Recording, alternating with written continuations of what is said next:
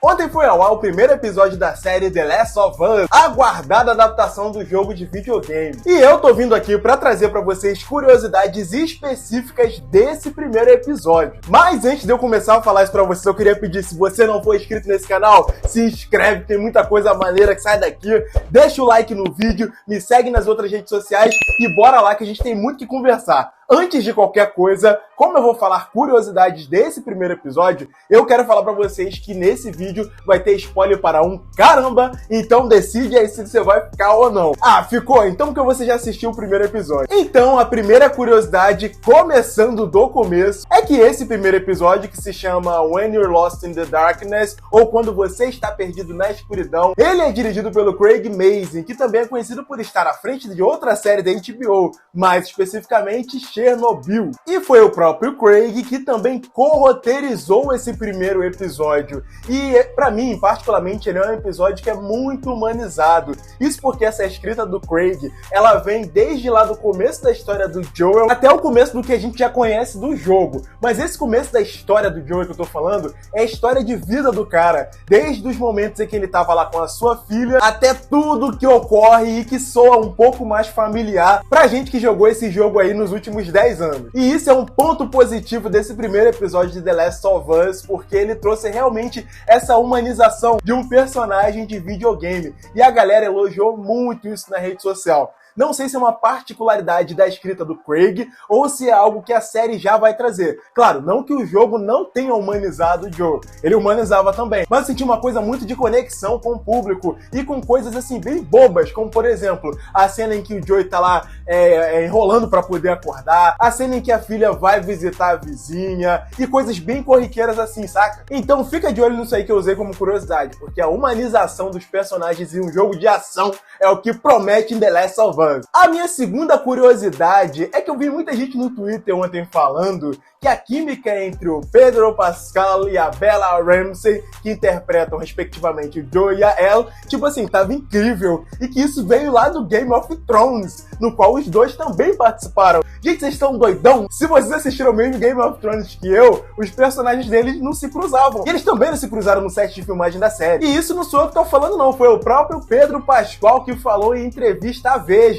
Ao relatar todo o encanto com a paixão e com a interpretação da Bella nas gravações de The Last of Us, ele falou isso aqui: eu não poderia ter tido mais sorte de poder trabalhar com a Bella Ramsey. Ela foi escolhida como Ellie antes de eu ser escalado como Joel. Não consegui encontrar ela no set de Game of Thrones, mas quando soube que ela iria estar em The Last of Us, foi muito emocionante. E olha, depois que eu assisti no episódio de ontem, quem vier aqui me falar que eles não são pai e filho na vida real, eu vou dar na cara.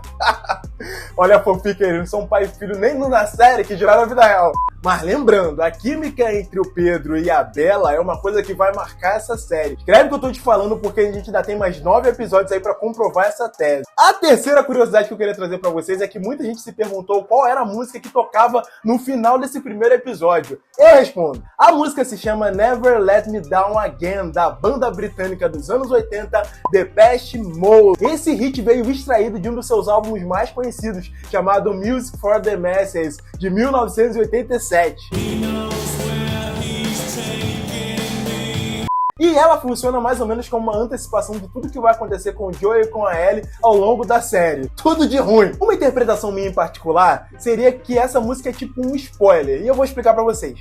Ela seria como se fosse um ponto de vista da Ellie ao depositar toda a sua confiança no Joel, que tá levando ela pra embarcar pra uma viagem bem nova. Se liga o que a letra fala: eu vou pra uma corrida com o meu melhor amigo, eu espero que ele nunca me decepcione. Ele sabe pra onde ele tá me levando, levando-me pra onde eu quero estar. Olha só a interpretação do doidão aqui. Parece que a Ellie vai depositar toda a confiança dela no Joel, o Joel vai dar uma zoada nela, ela vai ficar bolada. Enfim, gente, coisas da minha cabeça, mas que a gente vai conferir nos próximos episódios. A quarta curiosidade que eu queria trazer pra vocês e até dar uma desmistificada no que a galera tava falando no Twitter ontem, é que a doença que é levantada no primeiro segundo, assim, praticamente, da série, ela é real? Sim, pessoal, ela existe sim. A doença na série de TV e também no jogo The Last of Us é chamada de infecção cerebral por Cordyceps e é causada pelo fungo Cordyceps. E como vocês devem saber, bem no começo desse primeiro episódio aí, aparecem os cientistas em um talk show nos anos 60 discutindo sobre essa doença, e um deles até levanta a bola no caso dessa doença se espalhar e ser tão viral quanto o vírus de gripe. Em entrevista ao site PopSugar, o biólogo de doenças e professor de etimologia e biologia da Penn State University,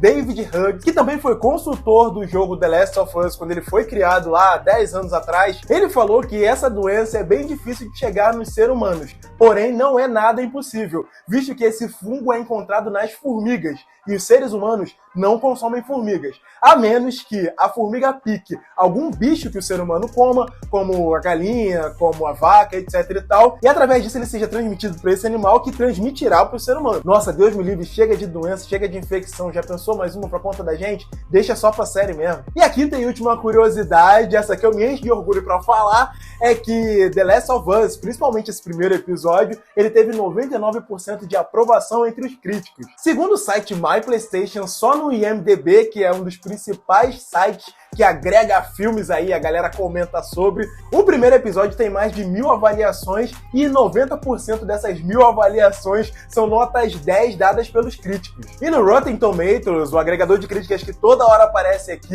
ele tem 98% de aprovação dos críticos, lembrando que The Last of Us tem a maior avaliação de imprensa para uma adaptação em live action de jogo de videogame. Cara, tá fazendo história já. E olha, a gente também pode fazer história aqui nesse canal, porque se vocês gostarem desse vídeo, toda semana aqui eu vou vir com curiosidades do episódio passado. Então curte, comenta, manda pra todo mundo. Um abração do Gerson, até o próximo vídeo e valeu!